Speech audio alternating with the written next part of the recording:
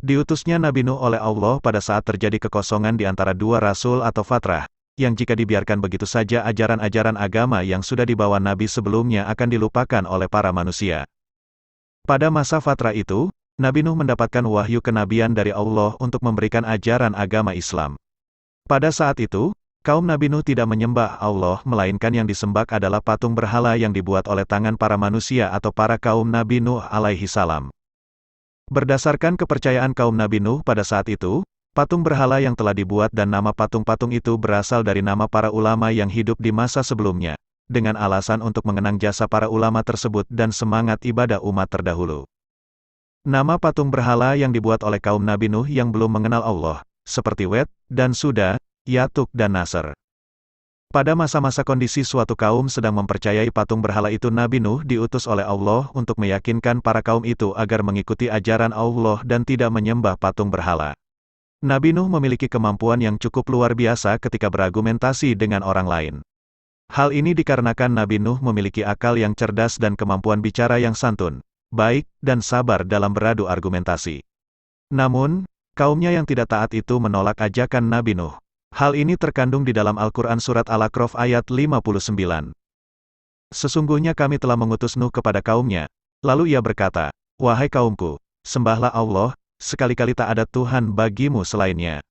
Sesungguhnya, kalau kamu tidak menyembah Allah, aku takut kamu akan ditimpa azab pada hari yang besar, kiamat." Dakwah-dakwah Nabi Nuh berupa ajakan kaumnya untuk melihat dan merasakan segala hal yang ada di muka bumi ini merupakan ciptaan Allah, mulai dari matahari, bulan, dan bintang-bintang.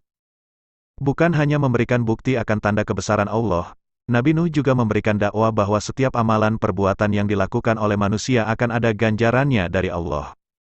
Selama 950 tahun, Nabi Nuh selalu melakukan dakwah agar kaumnya tidak berjalan di jalan yang sesat yang bisa merugikan diri sendiri karena diberikan azab oleh Allah. Ajakan-ajakan beliau dalam dakwahnya selalu berhubungan dengan tidak menyembah patung berhala dan kembali menyembah Allah yang Maha Esa. Dengan mengajak kaumnya untuk menyembah Allah, maka Nabi Nuh sangat berharap agar kaumnya kembali ke jalan yang benar dan terang. Namun, perjuangan yang telah dilakukan dengan kesabaran dan ketabahan yang telah dilakukan Nabi Nuh untuk menyadarkan kaumnya kembali ke jalan yang benar dan terang ternyata tetap tidak berhasil. Mayoritas kaumnya tidak percaya dengan ajakan dari Nabi Nuh untuk menyembah Allah dan beriman kepada Allah. Hanya ada beberapa manusia saja yang ingin menerima ajakan dari Nabi Nuh dan itu pun tidak sampai 100 manusia. Setelah berjuang untuk menyadarkan kaumnya agar tidak lagi menyembah patung berhala selama ratusan tahun, bahkan hampir 1000 tahun, Nabi Nuh mendapatkan perintah dari Allah agar segera membuat kapal yang sangat besar yang bisa menampung manusia, para pengikutnya, dan hewan. Mereka yang menerima ajakan Nabi Nuh mulai membuat kapal besar yang telah diperintahkan oleh Allah dengan mengumpulkan bahan-bahan yang dibutuhkan dalam pembuatan kapal. Mereka yang membuat kapal memilih tempat yang jauh dari keramaian masyarakat dan jauh dari kota. Mereka sangat bersemangat dalam membuat kapal ini, sehingga siang dan malam digunakan untuk menyelesaikan kapal besar yang telah diperintahkan oleh Allah. Alasan Nabi Nuh untuk membuat kapal jauh dari kota dan keramaian agar para masyarakat tidak banyak yang tahu dan Nabi Nuh bersama manusia yang menerima ajakannya dapat mengerjakan pembuatan kapal dengan tenang. Meskipun Nabi Nuh sudah berusaha untuk menjauh dari keramaian dan berharap tak ada gangguan dari orang lain, tetapi pembuatan kapal akhirnya terlihat oleh para manusia yang tidak menerima ajakan Nabi Nuh. Mereka menghina dan mengejek pembuatan kapal besar yang telah diperintahkan oleh Allah. Kalimat-kalimat ejekan dan hinaan yang diungkapkan oleh kaum yang tidak taat kepada ajaran Allah hanya dibalas dengan santai oleh Nabi Nuh. Untuk kalian yang menghina dan mengejek kami akan tiba waktunya jika kalian akan diberikan azab oleh Allah atas amalan perbuatan yang telah kalian buat.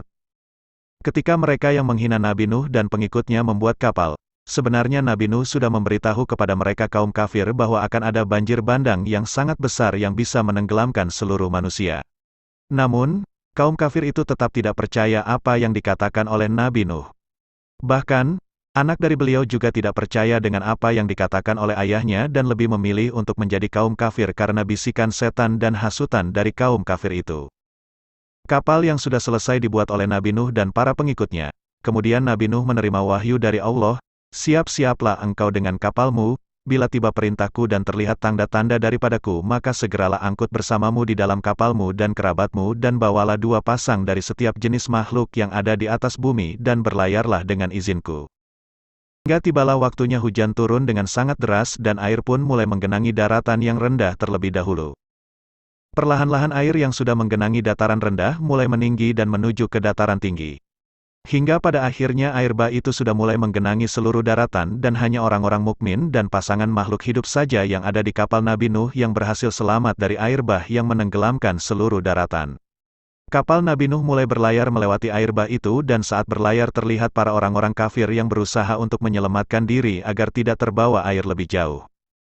Ketika sedang berlayar di tengah-tengah air bah, Nabi Nuh melihat puteranya yang bernama Kan'an timbul tenggelam karena menerima azab dari Allah atas amalan perbuatan yang sudah dilakukan.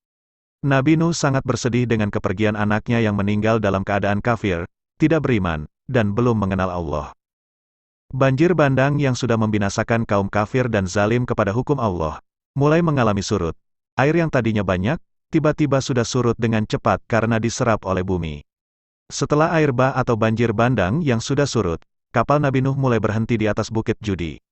Kemudian para orang-orang mukmin dan makhluk hidup lainnya mulai turun dari kapal yang besar itu dan mereka selamat dari air bah.